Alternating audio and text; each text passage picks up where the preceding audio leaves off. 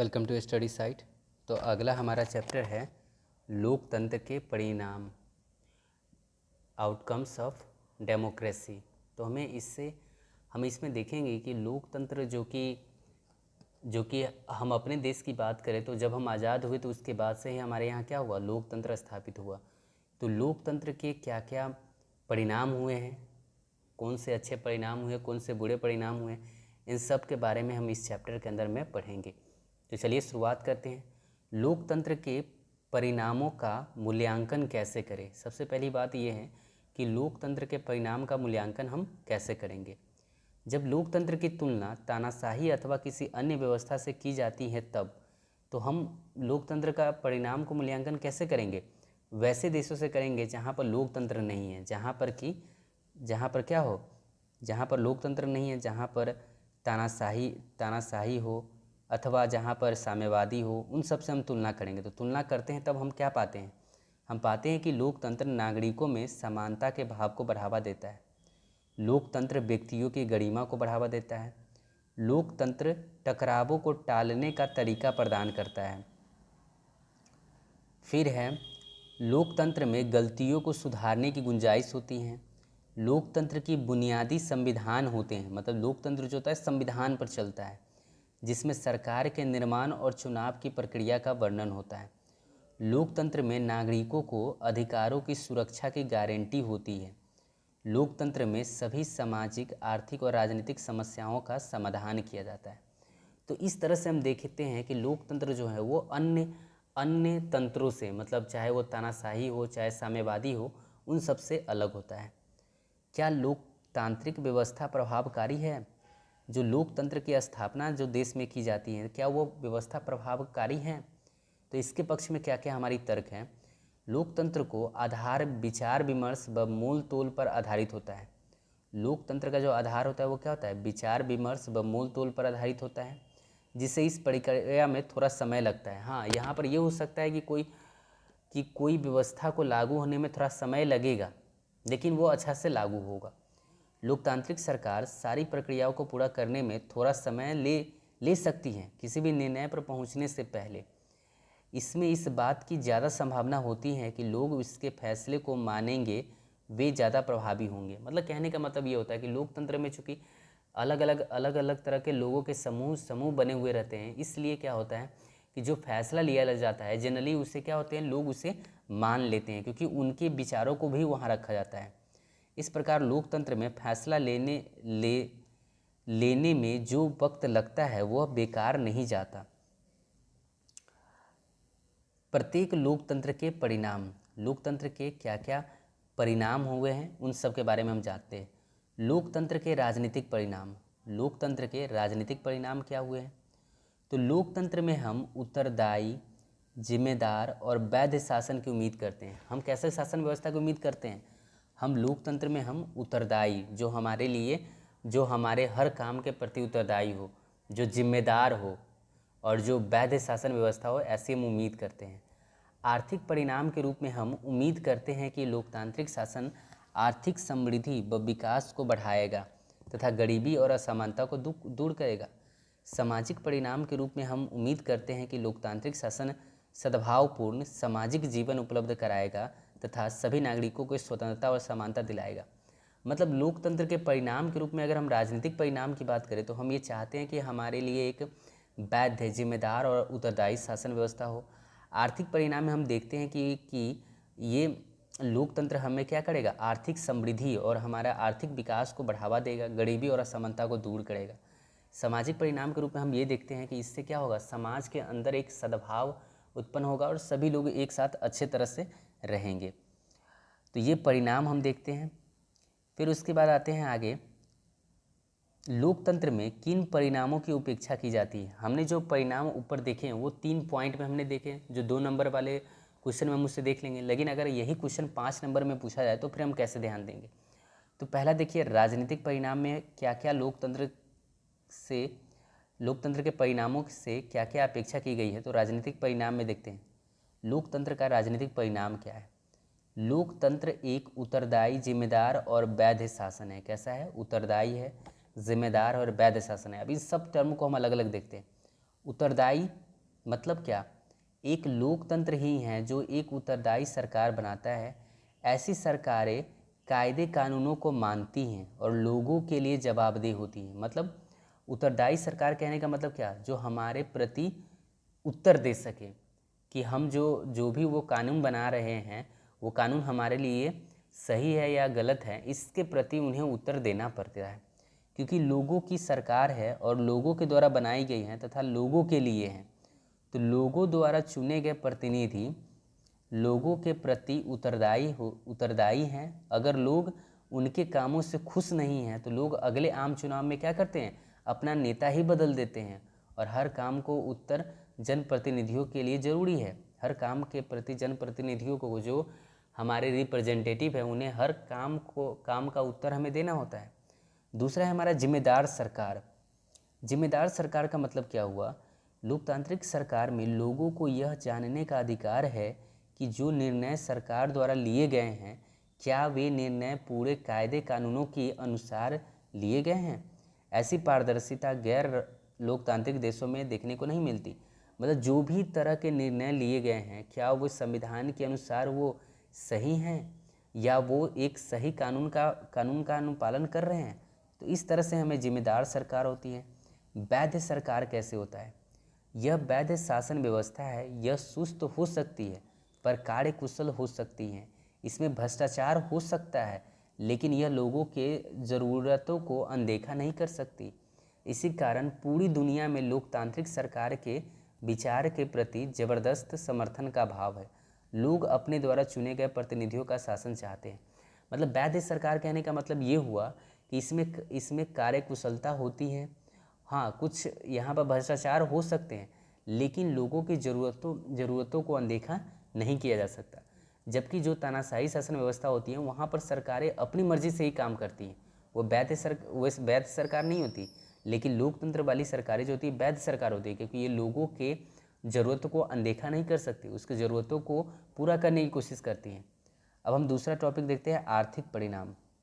तो आर्थिक परिणाम में क्या हुआ कि लोकतंत्र आर्थिक असमानता और गरीबी को कम करता है। लोकतांत्रिक व्यवस्था आर्थिक असमानता को बढ़ाती है। मुट्ठी भर धन कुबेर आय और संपत्ति में अपने अनुपात में बहुत ज़्यादा हिस्सा पाते हैं। देश के कुछ आय में भी इनका हिस्सा बढ़ता गया है। समाज के सबसे निचले हिस्से के लोगों के जीवन बसर करने के लिए काफ़ी कम धन मिल पाते हैं। कई बार उन्हें भोजन, कपड़ा, मकान, शिक्षा और इलाज जैसी बुनियादी ज़रूरतें पूरा करने में मुश्किल आती है। लोकतंत्र के जो आर्थिक परिणाम है ना, इसमें क्या होता है कि लोकतंत्र की कोशिश ये होती है कि ये आर्थिक असमानता और गरीबी को कम करना होता है। लेकिन जनरली देखा गया है कि कुछ ही लोगों के पास संपत्ति लोकतंत्र में क्या होता है, कुछ ही लोगों के पास ना बहुत ज़्यादा संपत्ति होती हैं और जबकि आम लोग जो होते हैं वो गरीब ही रह जाते हैं। लेकिन लोकतंत्र में क्या होता है कि सरकारें उन गरीब लोगों के प्रति जिम्मेदार होती हैं और उन गरीब लोगों के प्रति बहुत तरह की व्यवस्थाएं लाती है। अब हम देखते हैं लोकतांत्रिक सरकारें गरीबों के सवाल पर गरीबी दूर करने के लिए विभिन्न कल्याणकारी योजना बनाती हैं। लोकतांत्रिक सरकारें केवल कल्याणकारी योजना ही नहीं बनाती, मतलब जो लोगों को गरीबी से दूर करने के लिए, जो उनकी आय असमानता है उसे दूर करने के लिए सरकार क्या होती है, कल्याणकारी योजना बनाती हैं। वे कल्याणकारी योजना ही नहीं बनाती बल्कि पिछड़े हुए लोगों में सामाजिक और कल्याणकारी आर्थिक आधार पर नौकरियों में आरक्षण भी देती हैं तथा चुनावों और शिक्षण संस्थानों में आरक्षण भी देती हैं। ये आरक्षण देने का पीछे क्या लॉजिक है, ये है कि जो पिछड़े हुए जो लोग हैं उन्हें समाज के मुख्य धारा में लाया जा सके। सामाजिक परिणाम में क्या है, तो सामाजिक विविधताओं में सामंजस्य स्थापित करना। लोकतंत्र का उद्देश्य होता है कि वो सामाजिक विविधताओं में सामंजस्य स्थापित करे। तो लोकतांत्रिक व्यवस्था सद्भावपूर्ण एवं शांतिपूर्ण जीवन प्रदान करती है। कैसा जीवन देता है, सद्भावपूर्ण और शांतिपूर्ण जीवन। प्रत्येक नागरिक को मत देने और चुनाव प्रदान कराती है। यह नागरिकों को सामाजिक समानता उपलब्ध कराती हैं। लोकतंत्र टकरावों और आपसी मतभेदों को समाप्त करने में मदद करती हैं। फिर लोकतंत्र में बहुमत को सदा अल्पमत के साथ काम करने की ज़रूरत होती है ताकि सरकार अच्छी तरह अपनी इच्छा पर प्रतिनिधित्व कर सके। इसमें सामाजिक टकरावों की संभावना कम रहती है। लोकतंत्र में क्या होता है, सामाजिक टकराव जो बोलते हैं ना कि जहाँ पर हिंसा हो जाए, दंगा फसाद, इन सब की संभावनाएं बहुत कम होती हैं। इसके अंतर्गत अलग अलग धर्म, नस्ल अथवा भाषाई आधार के बहुसंख्यक बहुमत का निर्माण कर सकते हैं या बहुमत में हो सकते हैं। क्योंकि हम देखते हैं किसी भी राजनीतिक पार्टी में क्या होता है, अलग अलग धर्म, अलग अलग नस्ल, अलग अलग भाषा के लोग होते हैं। इससे क्या होता है ना, सामाजिक टकराव की संभावना कम होती है। व्यक्ति की गरिमा और स्वतंत्रता लोकतांत्रिक व्यवस्था का आधार है। हाँ, लोकतांत्रिक व्यवस्था का आधार क्या है, व्यक्ति की गरिमा होती है अपनी, और उनकी अपनी स्वतंत्रता होती है। लोकतंत्र सम्मान एवं स्वतंत्रता की भावना को जन्म देती हैं। लोकतंत्र में सभी नागरिकों के लिए समान व्यवहार किया जाता है। लोकतंत्र में महिलाओं को पुरुषों के समान दर्जा दिया जाता है। लोकतंत्र में जाति आधारित असमानता एवं क्रूरताओं का कोई नैतिक कानूनी आधार नहीं है। लोकतंत्र में समाज के कमज़ोर वर्गों को समानता का दर्जा देने पर बल दिया जाता है। अब शिकायत लोकतंत्र को सफल बनाती है। अब लोकतंत्र में क्या होता है ना, सरकार की शिकायतें की जा सकती है, चाहे वो मीडिया कर सकती है, विपक्षी दल की जा सकते हैं, या आम आदमी भी सरकार का क्या कर सकती है, उनकी विपक्ष में बातें बोल सकती हैं। तो इससे क्या होगा, इससे सरकार में जो अभी सरकार चला रही है वो पार्टियाँ क्या करेगी, अपने में सुधार लाती हैं। तो जो शिकायतें होती हैं वो लोकतंत्र को सफल बनाती हैं। कैसे? बहुत समय से स्त्रियों को समान अधिकार, न्याय और स्वतंत्रता से वंचित रखा गया था, मगर लोकतंत्र के सभी अधिकार सुनिश्चित कर दिए गए। कहने का मतलब ये हुआ कि लोकतंत्र में जब महिलाओं को चुनाव देने के अधिकार को लेकर संघर्ष हुआ, जब शिकायतें की गई, तो फिर क्या हुआ, उन्हें भी सरकार का हिस्सा बनाए जाने लगे। समाज में कमज़ोर वर्गों के लिए विशेष प्रावधान किया गया। चूँकि इसकी प्रावधान नहीं थी, लेकिन जब इसकी शिकायत हुई तो ये प्रावधान कर दिया गया। उचित प्रतिनिधित्व देने से विभिन्न जाति समूहों के बीच टकराव कम हुए। मतभेदों को दूर करने के लिए लोकतंत्र संवैधानिक तरीके उपलब्ध कराता है। आज पूरी दुनिया लोकतंत्र के विचार का अत्यधिक समर्थन करती है। क्यों? आज जो पूरी दुनिया है ना, दुनिया के लगभग 80 से 85% देशों में लोकतंत्र स्थापित है। ऐसा क्यों है? तो क्योंकि लोकतांत्रिक शासन व्यवस्था लोगों का अपना शासन होता है, क्योंकि लोग अपने मर्जी से अपना प्रतिनिधि चुनते हैं। अगर वो सही तरह से काम नहीं कर रहा है तो उसे हटा भी सकते हैं। लोकतांत्रिक शासन व्यवस्था लोगों की अपनी शासन व्यवस्था है। दक्षिण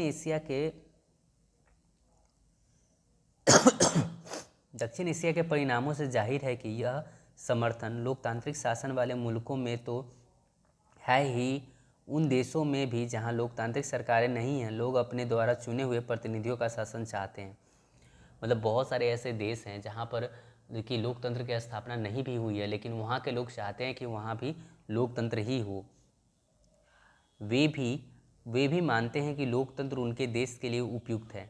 अपने लिए समर्थन पैदा करने की लोकतंत्र की क्षमता भी लोकतंत्र का एक परिणाम ही है, जो इसकी अनदेखी नहीं की जा सकती। अब हम आते हैं लोकतांत्रिक शासन में लोगों की दी जाने वाली सामान्य सुविधाएं निम्न हैं। मतलब लोकतांत्रिक शासन व्यवस्था में क्या होता है, लोगों को बहुत तरह की सुविधाएं दी जाती हैं। तो वो किस तरह की सुविधाएं होती हैं उनको देखते हैं। लोकतंत्र प्रत्येक व्यक्ति को बढ़ावा देता है।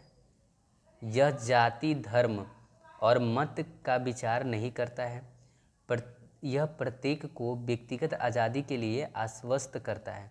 यह प्रत्येक को बराबर का स्तर और अवसर प्रदान करता है। यह महिलाओं को उचित आरक्षण तथा समाज के उपेक्षित समूहों के अन्य लाभ प्रदान करता है। लोकतंत्र में नागरिकों की क्या भूमिका है? लोकतंत्र में नागरिकों की क्या भूमिका है, इसके बारे में जानते हैं। तो नागरिक अपने अधिकारों और स्वतंत्रता के लिए प्रयास करते हैं और लोकतांत्रिक व्यवस्था से लाभ उठाते हैं। वे अपने अधिकारों और कर्तव्यों के प्रति सचेत रहते हैं। वे देश की समस्याओं और मुद्दों के प्रति भी सचेत रहते हैं। वे कानून व्यवस्था का पालन में सहयोग करते हैं।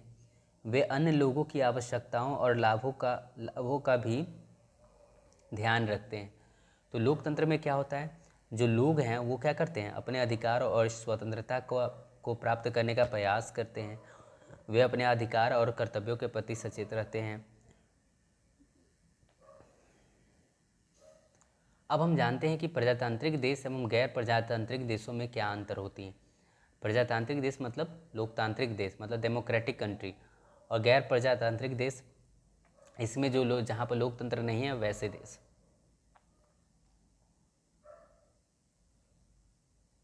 तो प्रजातंत्र में लोग अपनी सरकार की आलोचना कर सकते हैं क्योंकि उन्हें विचार व्यक्त करने की पूर्ण स्वतंत्रता होती है, जबकि गैर प्रजातांत्रिक देश में लोगों को स्वतंत्र रूप से अपने विचार प्रकट करने की स्वतंत्रता नहीं होती है और ना ही वे अपनी सरकार की आलोचना कर सकते हैं। दूसरा, एक प्रजातांत्रिक देश में लोग एक निश्चित समय के बाद चुनाव द्वारा अपने शासक को बदल सकते हैं, जबकि गैर प्रजातांत्रिक देशों में लोगों को ना कोई चुनाव में भाग लेने की और ना ही अपने शासक बदलने की क्षमता होती है। प्रजातांत्रिक देशों में विरोधी दलों को स्वतंत्रता से काम करने दिया जाता है, जबकि गैर प्रजातांत्रिक देशों में प्रायः विरोधी दलों को कोई भी काम करने की सुविधा नहीं होती हैं। ये सरकार के विरुद्ध नहीं बोल सकते। प्रजातांत्रिक देशों में प्रेस को स्वतंत्रता होती हैं, ये सरकार की नीतियों की आलोचना भी कर सकते हैं, जबकि गैर प्रजातांत्रिक राज्यों में प्रेस पर अनेक प्रकार के अंकुश होते हैं।